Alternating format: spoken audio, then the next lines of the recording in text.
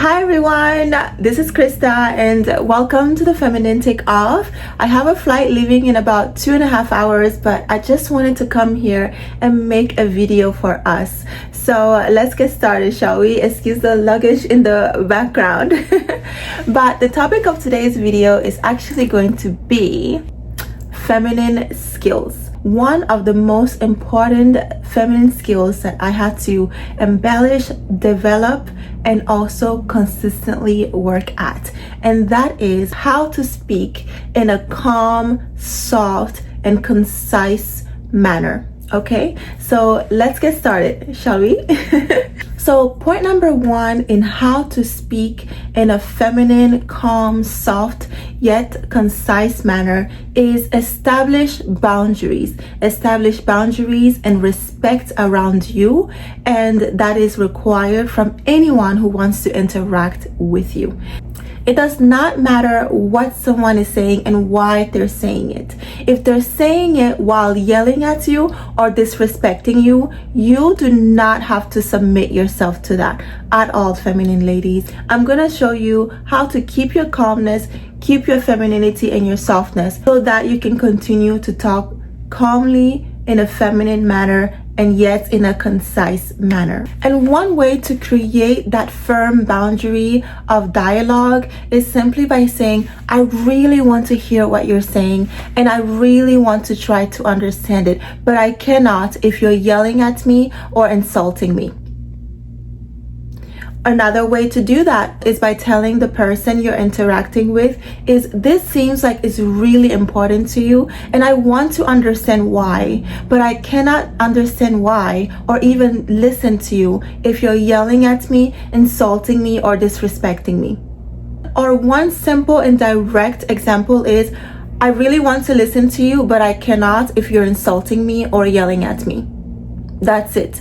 Now you have given them a choice. You're showing how you're calmly stating how you want to interact with this person. Their needs matter to you, but your needs is also to be respected so that you can continue to try to understand or even fulfill what their needs are. Okay, feminine ladies, so let's now move on to point number two. Actually, before I move on to point number two, I'll give you a great example in how I was able to use this in a real life setting. I'm a contractor, so I work in different events. At least that's what I do now until my YouTube blows up and I don't have to subject myself to hard manual labor.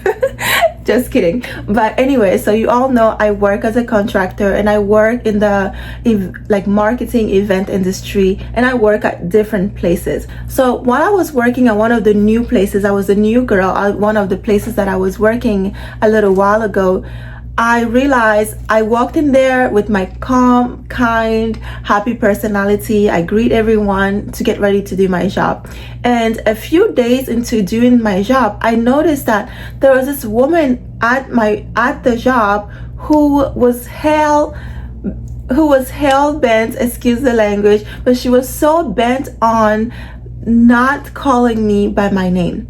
And anytime I would say, hey, my name is Krista, and she would say, hey, James, or seriously, or she would say Jasmine, Crystal, Christina. She would say anything but my name. So one day I was fed up. I think by the second day I was fed up, probably the end of the first day. You know me, I don't like to hold things on my heart. It's not good for me. It's not good for my heart.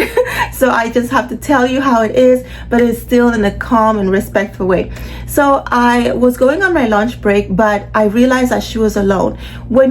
For me, I think when I am interacting with someone, even if they are disrespecting me in public, it's really important for me to set a boundary one-on-one with them. So that way, when they disrespect me again in public, they'll understand that the second time that I have to tell them is gonna be disrespectful, probably more disrespectful than them, but at least I gave them a private warning one-on-one. Okay, so as I was going on my lunch break, I came to her and I said, Miss such and such. Okay, let's just hypothetically say her name is Miss Lori. Okay, I always also sometimes when I need to reinforce my boundaries, no matter who someone is, I'm usually a younger person in what I do, but let's just say that even that person is younger than me or older than me. In this instance, she happens to be older than me.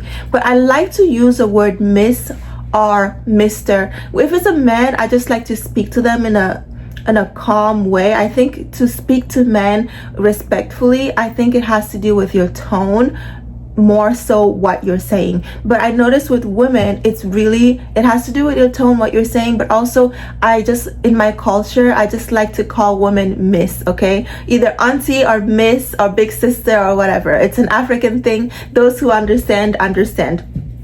But anyway, so let's hypothetically say her name is Miss Lori. I went up to her and I said, privately, and I said, Miss Lori, I love interacting with you and I would really like to keep doing so. My name is Krista. If you do not call me by my name, I will not be able to respond to you, acknowledge you, or interact with you. And I looked at her in the eyes and I nodded. And then she said, okay. And she kind of just shrugged her shoulder and said, okay. And I said, thank you. And I walked away. When I got back from my lunch, when I enter a room, I really like to announce myself. Not like, hi, Krista, but I usually, when I walk into a room, I like to say, hello, everyone. Good morning, everyone, or good afternoon, everyone. So when I got back from my lunch break, I was like, hi, everyone, I am back. And she was like, hi, Krista, welcome back. And that's when I knew. Sometimes, whether or not people mean harm, people just sometimes need to understand that they need to respect you. It doesn't matter who they've been disrespecting prior to them meeting you. But now that you are in their presence, this is your boundary. Okay? And ever since then, she's always called me by my name. We've developed a platonic professional relationship, and her and I are like, we laugh, we kiki and everything. Of course, professionally, I always think to myself, your colleagues are not your friends unless you truly understand and trust that they and also you are able to respect certain professional boundaries. Your colleagues are not your friends. So I don't think anyone is my best friend work wise, none of my coworkers, but I can have really amicable, fun relationship with some of my coworkers. So yeah, that is the example. See how simple that was? You simply just tell someone, hey, this is what I need, this is what I am, I would love to interact with you, or I would enjoy to keep interacting with you if you do such and such, whatever your boundary is. Simple and concise. I was really calm, I was really soft-spoken, I was feminine, and then there it was. Moving on. Let's move on to point number 2. I think I have about 15 minutes. I can cheat. Maybe I have like 20 minutes ish, but let's move on to point number 2, shall we? So point number 2 is listen to understand before responding. I know this is easier said than done. I have struggled with this so much, right? But imagine that excuse the siren. But I always speak to people as if everyone I am interacting with is a long lost friend. I'm not quite sure if they were a really, really good friend, but somehow they are friends, and I need to understand what they're saying so that I can understand whether we are very good long lost friends or not very good long lost friends. That's how I kind of imagine when I'm speaking to someone. That's the shoe or that's the hat I try to put on, okay? So in point number 2, in listening to understand before responding, while you're trying to do that, whatever your method is, don't be afraid to ask, what do you mean by that? Oftentimes when you ask someone, what do you mean by that? Not only does it help them process and rethink what they're saying or try to explain themselves so that they feel like you're listening to them because you want to understand, but it also gives them a chance to respect you. It gives them a chance to elaborate or re-elaborate whatever they were saying. If it wasn't correct before, they're going to have to recorrect it in order to present it to you, because you are kindly and you are genuinely or calmly asking, what do you mean by that? Okay, so don't be afraid to ask, What do you mean by that? In order for you to truly be able to understand what it is you are listening to. So now let's move on to point number 3. Before we move on to point number 3, there is something that I actually want us to repeat, okay? I am a beautiful, kind, feminine, and compassionate being. Yet, someone else's emergency is not mine. Okay, so the reason why I have us repeat that is as you're listening to understand someone and you want to be calm, you want to be feminine, you want to be able to communicate in a concise way, someone else's emergency, it is not yours, even if that emergency is important to you. Okay, do as you wish with that information, but just remember, someone else's emergency is not yours, even if that emergency is important to you. Okay, so now let's truly move on to point number 3. Point number 3 is you speak calmly, not only with your tone of voice, but also with your body language. So be present. I touched on this earlier in point number 2, but I'm going to a little bit elaborate on it. Ladies, remember to be present and take deep breaths as you are speaking to someone, okay? This is one way to regulate your nervous system. It is one way to regulate your emotions and so on and forth by taking deep breaths. I would never forget, I think I told you all in one of a previous video, but one day I was going through a lot and my yoga, I went to a yoga class and my yoga instructor, I was breathing, but I was like, my breath was really shallow, it was really rushed. And my yoga instructor said, breathe so you can trust yourself. And I will always remember that, and it has stuck to me, and it has stuck with me since. You cannot trust yourself if you're not breathing, and you cannot calm yourself down. You cannot trust yourself enough to calm yourself down if you are not breathing. Okay, breathing is an essential part of life. When you stop breathing, you're no longer alive. Okay, so how can you calm yourself down if you're depriving yourself of breath? Okay, so ladies, don't forget to take deep breaths. And that leads me on to another thing that I wanted to say. So while you are speaking to someone, imagine that you are speaking in like a writing, right?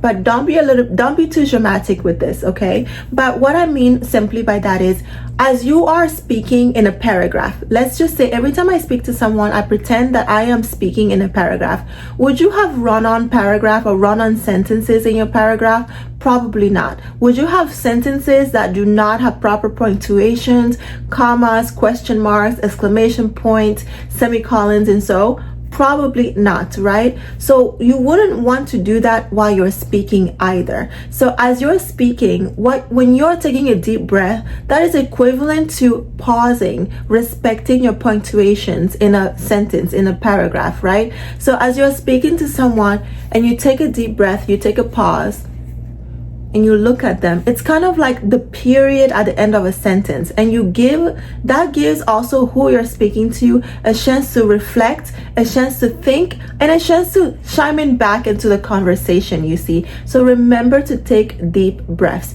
I wrote something else. Let me double check what it was.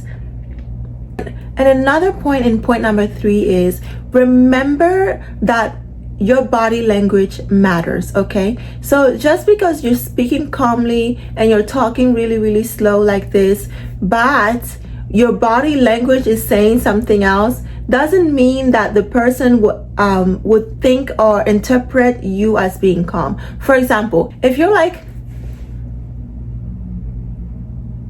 I really value your input, do you think that the person you're speaking to is going to say, wow, she's really calm and she really values my input? Probably not, right? Because your body language is saying you're fed up, you're being defensive, your eyes are rolling, so you're kind of fed up with what it is that they're presenting you, and so on and forth. So you want to be able to match your body language to the words that are coming out of your mouth, okay? And that is again where the deep breaths come in. You cannot, while you're taking it, imagine taking a deep breath. It's really hard to take a deep breath, take a deep, genuine deep breath while your arms are crossed, you're showing offensive or defensive emotions. It's almost impossible. So as you're taking a deep breath, you're really just helping your body relax, your mind relax, so that you can communicate in a better way. Ladies, let's move on to point number 4 now. And point number 4 is avoid ambiguous or complicated relationship and titles. In order for you to calmly communicate in a feminine manner, you need to understand who you are, who it is you're speaking to. Okay, I'll give you an example. Imagine you're speaking to someone, and in your head, you are their fiance, girlfriend, or wife, but in their head, you are just a friend, someone they don't know or have any title to. You see how that's confusing, right? You don't know where you stand, and they don't believe you're standing where you think you stand. Okay, ladies? So remember to avoid that. Femininity does not thrive in confusion. Femininity does not thrive in ambiguity. Now, I know in life there are a lot of things that can be ambiguous. That is the beauty of life. But a lot of times there is structure in femininity. There is structure in nature. I always relate femininity to nature. It might seem like there's a lot of random nothingness going on in nature, but no, the seasons come like clockwork. Your cycle, even as a feminine woman, comes, those of you who have cycles, comes like clockwork. There is order in many things, and ambiguity is not a commonly natural thing when you truly think about it. Okay, ladies? This doesn't even have to be a romantic way. This could be in friendships, even professionally, right? Let's say that you are standing at work and someone comes and say, you need to clean that mess up. If you understand, I work here, I am a director, I do not clean the floor, but who is it? Who is speaking to me? Is it a customer? I am a director, but a customer says, oh, there is a spill. So you can say, just a moment, let me get that taken care of. Okay, as opposed to if you are colleagues, you're both peers, and your colleague whose job actually it is to mop the floor tells you you need to clean that up, you have a completely different reaction and interaction with that. So you need to be able to understand your place in a situation and whoever you're interacting's place also, their title, who they are to you. I'll give you a crazy example. Imagine you are in your kitchen cooking and you hear a man's voice next to you and he says, honey, let's make a baby. Okay? Who are you and who are they in that conversation? If it is your husband's voice, you can say, oh, really? Let's talk about it. If it is your boyfriend's voice, you can say, I am not married. I don't know if I want to have a child out of wedlock, but let's talk about what I would need to get there. If it is a stranger in your house while you're alone cooking who says, honey, let's make a baby, that becomes an alarming conversation, right? And it gets a little bit crazier, you see. So in order for you to calmly, in a feminine manner, speak in a concise way, you need to be able to understand who it is you're speaking to, what title and relationship you have, in order for you to gather your thoughts. And again, while you're taking your deep breaths, you can understand, who am I talking to? What have they done? What are they doing in the past? What are they saying to me? Okay? What is this information that I am processing? So that you can respond in a calm way. You're calm, you are confident when you know what is going on. And let me give you one last example on that topic. Imagine you are walking down the street and someone is driving. They pull up next to you and say, get in, honey. When you understand who you are and who they are, you can easily also understand how you need to respond. Is it your Uber, Lyft, or taxi driver? That you can say, oh, hey, is this taxi or is this car for such and such? Or is it an old friend? then you can say, oh, hey, what are you doing here? Or is it a boyfriend? Is it an ex-boyfriend? Okay? Or is it your husband? Again, when you understand, but if you don't know, let's say that the person driving, you don't know, they tell you, oh, you know, I'm just going with the flow. I don't know where we're going and what our title is. Would you want to get inside of their car? Hopefully not. So again, when you understand the relationship and the person you are speaking to, you can calmly maneuver with your femininity in having a conversation that is concise, that is understandable, and that is calm. You can calmly be able to communicate, you see. And so now let's move on to point number 5, shall we? Point number 5 is think before you speak. Point number 5 is my question point, okay? So these questions you ask yourself mainly. What am I trying to say? What do I want to convey? Is what I'm doing or saying conveying what I'm trying to say or convey? If it's not, why is it not? What is this person sharing with me? Do I have the capacity to hold it? Do I want to hold it? And so on and forth. You need to be able to ask yourself these questions when you're interacting with someone, in order for you to first understand the interaction and also be able to calmly, and in order to also be able to calmly interact with them. Again, when you don't understand something, it is less likely for you to remain calm. Okay, so then let's move on to my point number 6. This is my final point of the video. I'm running a little bit tight on time, so let me quickly say this, get a car and go to the airport. So point number 6, my final point is, don't be afraid to excuse yourself. Don't be afraid to excuse yourself, to regroup your mind, your thoughts. If you feel like you're losing your cool, don't be afraid to say, hey, I'm gonna have to think about what you tell me or what you're telling me, what you told me, and I'm gonna have to get back to you. Don't be afraid to take a pause, or simply sometimes don't be afraid to say, please excuse me, and walking away from the person. And this, I do this all the time. It doesn't matter. My boundary is number 1 to me. I don't do this in settings, and I don't put myself into settings where I cannot do this. But if I'm interacting with someone, at least I try not to, right? So if I'm interacting with someone and I realize this interaction is beyond me, I can no longer participate, I will say, please excuse me, and I will literally walk away from them. If it is a setting where I cannot just walk away, I will say, please excuse me, and I will go stand away from this person. They're looking at me, they're watching me, refusing to interact with them, and that is okay. Okay?